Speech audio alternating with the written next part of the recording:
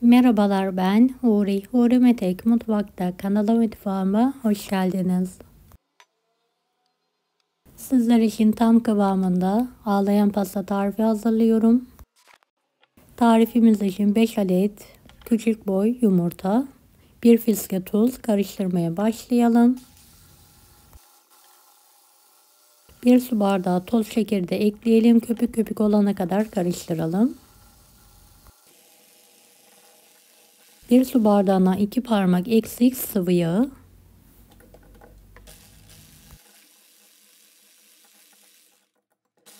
Yarım su bardağı süt. Karıştıralım. 1,5 su bardağı unu eleyelim. 1 paket kakao 50 gram. 1 paket kabartma tozu, 1 paket vanilya, hepsini eleyelim.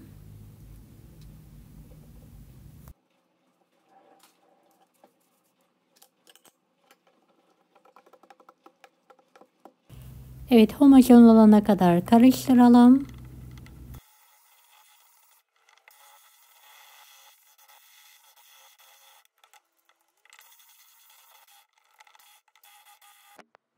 Kıvamı bu şekilde. Büyük boy borcama fırın kağıdı serdim ve üzerine kek harcını döküyorum ve eşit miktarda yayalım.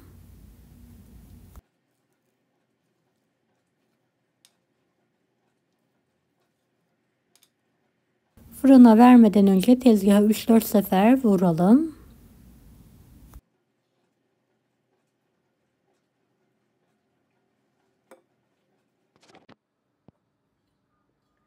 Sosumuz için hazır çikolata sosu hazırlıyorum.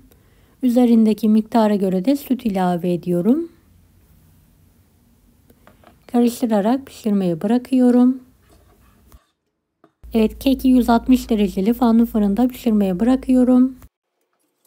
Çikolata sosumu da koyu muhallebi kıvamına gelene kadar sürekli karıştırarak pişiriyorum.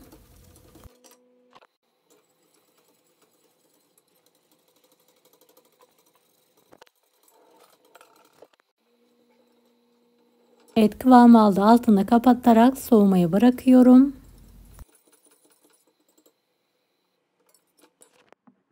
Kekim de pişti. Fırından çıkartıyorum. Şöyle başka bir kaba alarak altındaki kağıdı çıkartıyorum.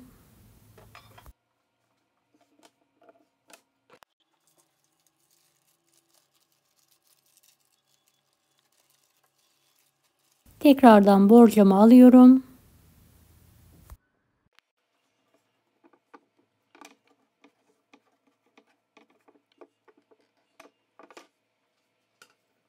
İster 1 su bardağı soğuk sütte, isterseniz benim gibi kahveyle ıslatabilirsiniz.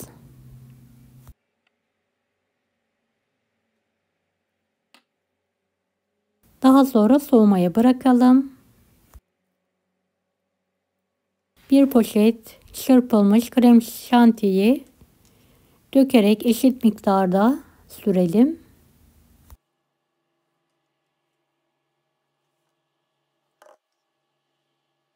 Beni hangi ülkeden veya şehirden izliyorsunuz merak ediyorum. Yoruma yazarsanız sevinirim.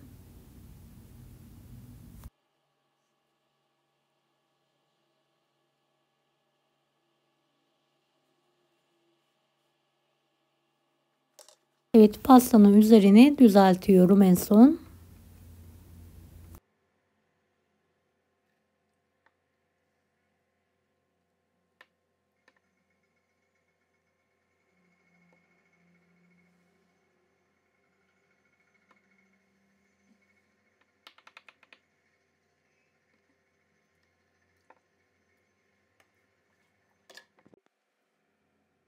Evet, soğuttuğumuz çikolata sosunu da gezdirelim.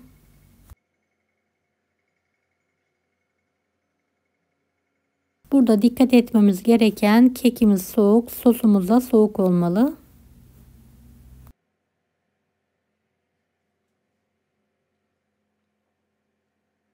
Daha sonra buzdolabına kaldırıyorum en az 3 saat dinlenmesi için.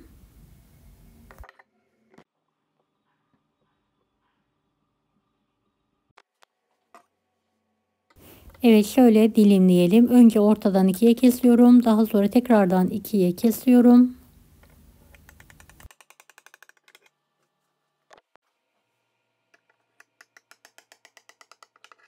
Porsiyonlu kareler olacak şekilde keselim.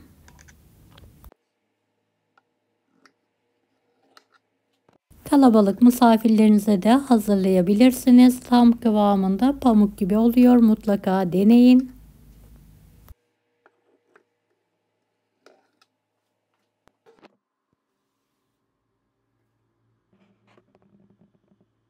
Evet, şöyle sizler için dilimler çıkarmak istiyorum.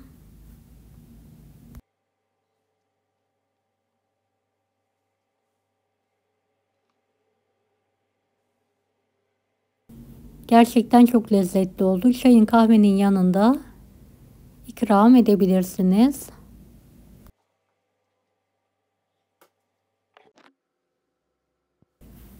Pamuk gibi yumuşacık. Deneyecek olan herkese şimdiden kolaylıklar dilerim. Kanalıma ücretsiz abone olmayı unutmayın. Allah'a emanet olun. Hoşça kalın.